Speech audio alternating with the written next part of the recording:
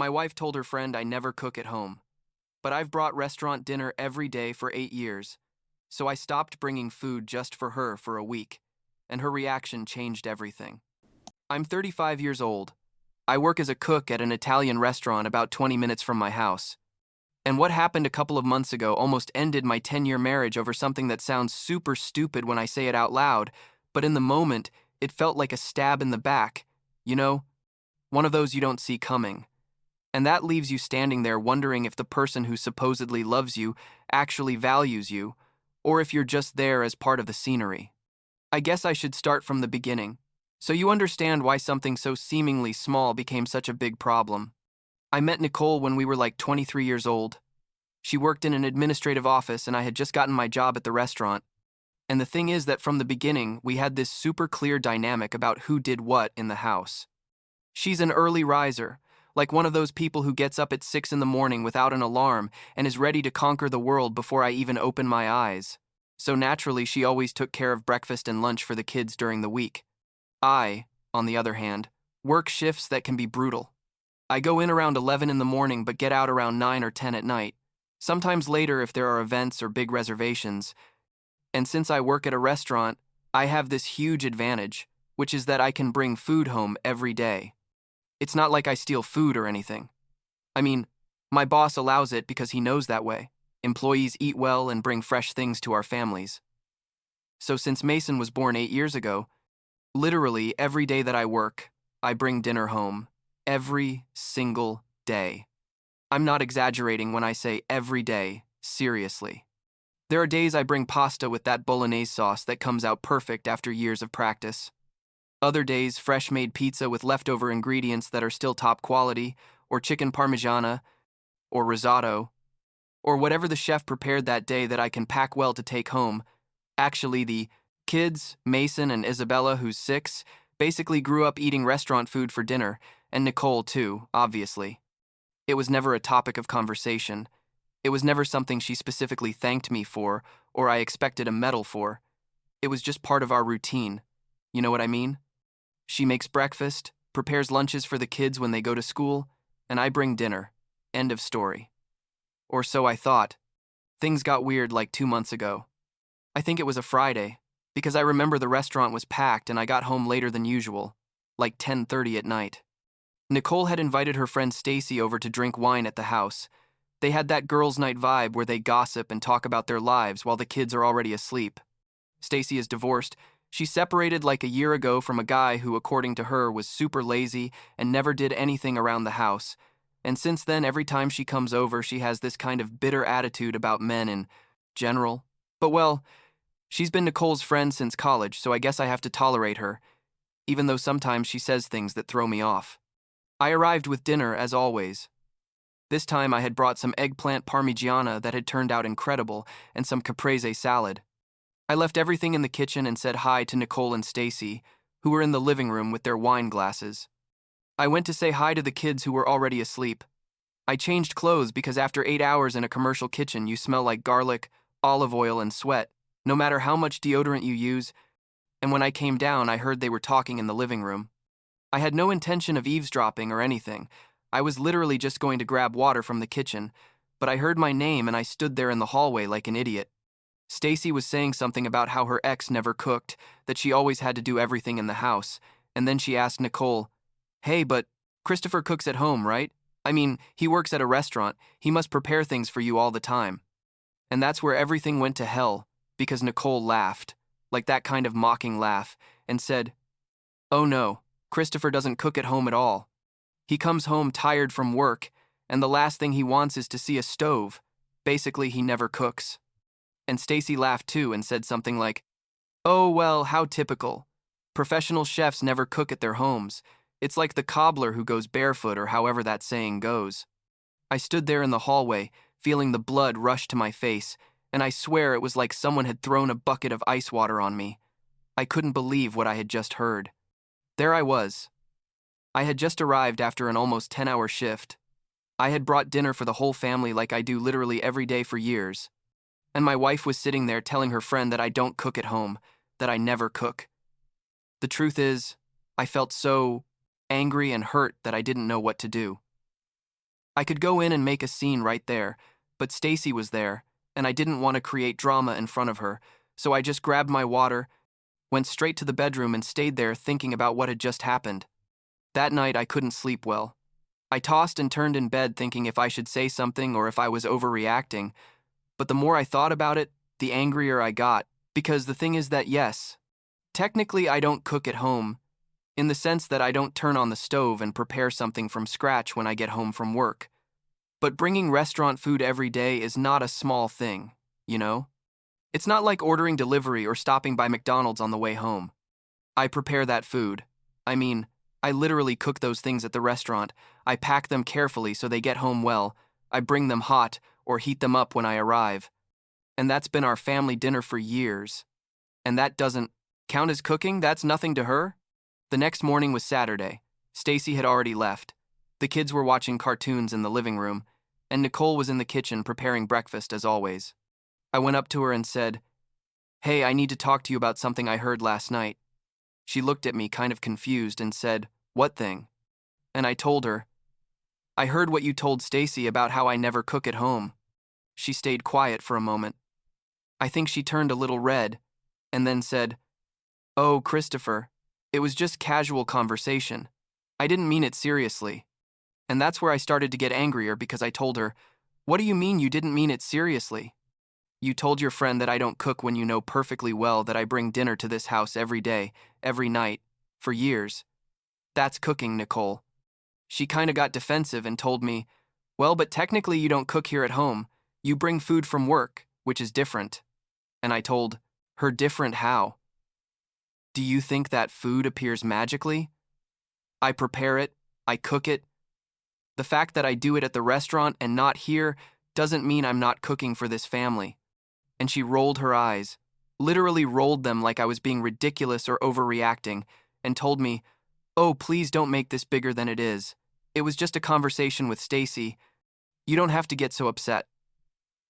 And that made me explode a little because I told her, "The point is that you made me look like I don't contribute. Like I don't do anything in the house when you know that I bust my ass every day at that restaurant, and I always think about bringing something good, so you all eat well." The conversation didn't go anywhere that day because she basically told me I was being too sensitive and to let it go, and I went to do other things because I didn't want to keep arguing in front of the kids. But the truth is, I didn't let it go. I couldn't. I kept thinking about it all weekend, and the more I thought about it, the clearer I saw that she really didn't value what I did.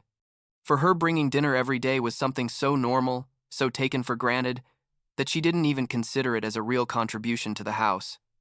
And that hurt me more than I thought it would. Monday came and I was still angry.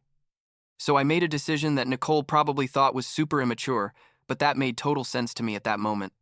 That day I worked my normal shift, and when I finished, I packed dinner only for the kids. I brought pasta for Mason and Isabella, nothing for Nicole. I got home around 9:30, put the food on the table, told the kids to come eat dinner, and Nicole looked at me like wondering where her plate was. She didn't say anything at that moment, but I could see the confusion on her face. The next day I did the same thing. I brought dinner for the kids, nothing for her. And Wednesday, the same.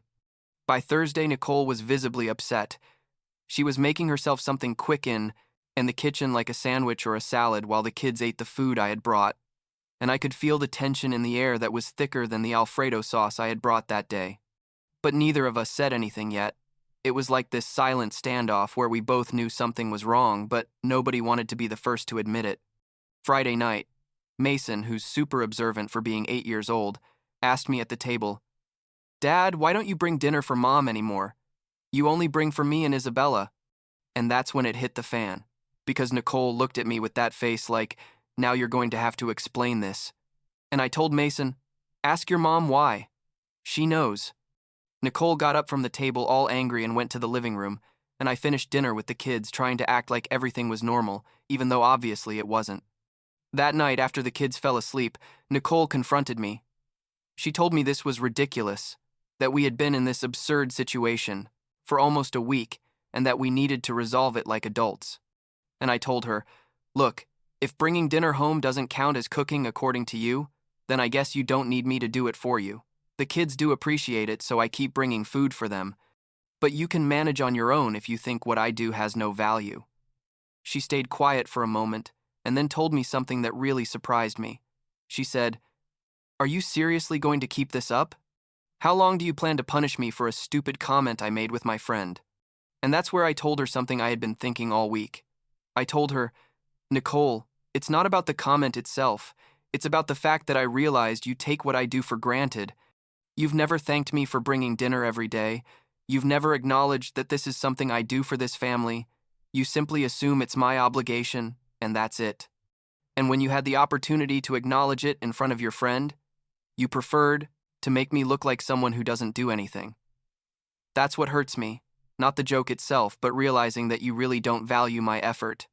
She started crying a little, which I didn't expect because Nicole isn't one of those who cries easily, and she told me she didn't know I felt that way. That, for her, bringing dinner had always been part of our routine, and she never thought I needed her to thank me for something that was simply part of how our family functioned. And I told her, "Don't you want me to thank you for making breakfast every day?" "Because I do thank you. Not every day explicitly, but I recognize that you do it and that it's important." She stayed thinking about that, and after a while she told me I was right.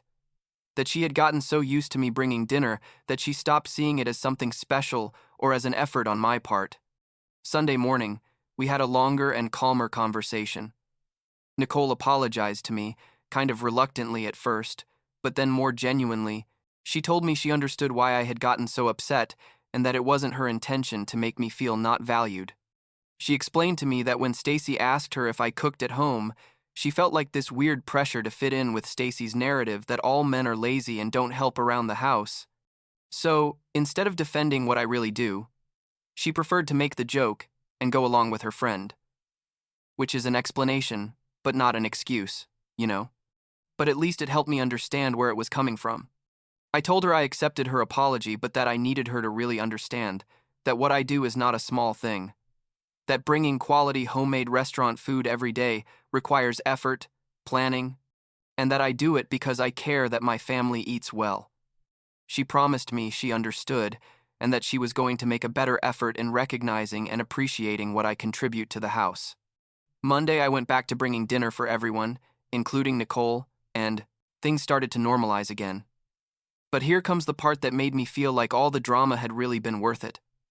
Like 2 weeks after we resolved all this, Stacy came over again to the house on a Friday night.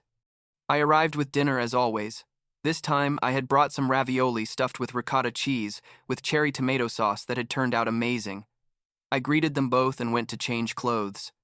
When I came down, I heard them talking again, and Stacy was telling something about how she had had to order delivery all week because she hadn't had time to cook. And then she made another comment like, "But, well, at least you don't have that problem, Nicole, because Christopher never cooks, so you don't have to ask him to do it," or something like that, kind of joking. And Nicole, my wife Nicole, stopped her right there and told her, "Stacy, I have to correct something I told you last time. Christopher does cook for us. He does it every day. He works at a restaurant and brings dinner, home, literally every night, food that he himself prepares, and it's something he's done for years without fail. I was wrong when I said he didn't cook. Just because he doesn't do it here at home doesn't mean he's not cooking for his family." And then she added something that made me feel like everything had been worth it. She said, "In fact, I realized recently that I hadn't been appreciating enough everything he does for us. And that's not right." Stacy stayed quiet for a moment and then said something like, "Oh, okay, I understand," and the conversation continued about other topics. I stayed there in the kitchen preparing the plates, feeling like a giant weight was lifted off me because that was exactly what I needed, not just for Nicole to tell me in private, but for her to acknowledge it publicly, for her to undo the damage she had done when she lied to her friend about me. That night after Stacy left, Nicole came and hugged me and told me, "Thank you for everything you do for us," and that she was sorry it took her so long to say it. I told her I forgave her and that all I wanted was to know that what I did mattered and was valued. She promised me that from then on, she was going to be more conscious about expressing her appreciation and not taking things for granted. A few days later, on a Tuesday, which was my day off, I got home around 7 at night after having been doing some shopping, and I found that Nicole had cooked. She had prepared a roasted chicken with potatoes and vegetables, The table was nicely set, and the kids were super excited, saying, "Mom cooked dinner, Mom cooked dinner." Nicole looked at me and told me, "I wanted you to know that I appreciate everything you do, and I thought it would be nice to switch roles for one night. I hope you like it." And the truth is, the food was good. It wasn't restaurant food, obviously, but it was made with love, and you could tell. And more than the food itself, it was the gesture that really touched my heart. Since then, things have been much better between us. Nicole now tells me thank you when I arrive with dinner. Sometimes she asks what I brought before I get there to be excited about the food. And in general, I feel like there's more appreciation and recognition in our relationship. And the kids also kind of picked up on the vibe. And Mason now always says, "Thank you, Dad, for dinner when we eat," which is super sweet and makes me feel like I'm raising a good kid. Last week, Isabella asked me if one day she could go to the restaurant to see me work, and I told her yes, that we can coordinate it with my boss so she can come one day with Nicole and Mason to see what the kitchen, where I prepare all their food, is like. She's super excited about the idea, and honestly, so am I, because I want them to understand all the work it involves, not so they feel bad or to show off, but simply so they see where their dinner comes from every night. Looking back, this whole problem seems kind of silly, doesn't it? I mean, fighting because your wife made a comment about how you don't cook at home technically is something that sounds ridiculous when you put it that way. But the thing is, it wasn't really about that. It was about feeling valued and appreciated in your marriage, about your partner recognizing your efforts and not minimizing them. And I think that's a lesson we both learned. Nicole learned not to take for granted the things I do, and I learned to communicate when something bothers me, instead of letting it pass and letting it turn into resentment. Sometimes Nicole cooks for dinner now on my days off. Not always, but she does it more often than before. And I've started helping her more with breakfast on weekends, so she can sleep in a bit more.